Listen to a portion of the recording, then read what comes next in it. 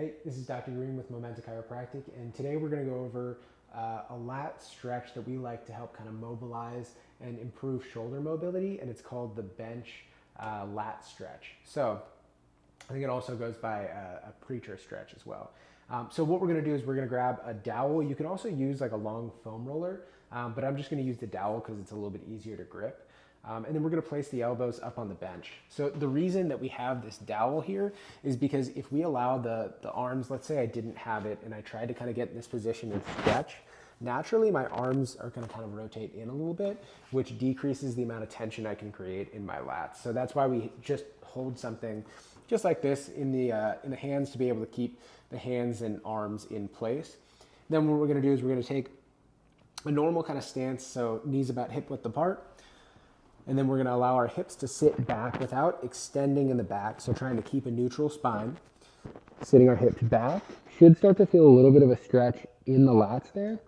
And then we can take a breath in, and then on that breath out, we're just going to lower the dowel back to see if we can get a little bit more stretch kind of through the lats and a little bit through the triceps there.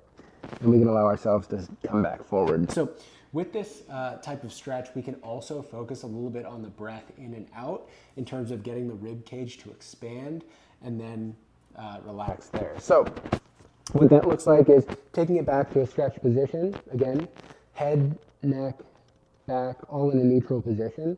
Then I'm going to take a big breath in, trying to expand my rib cage.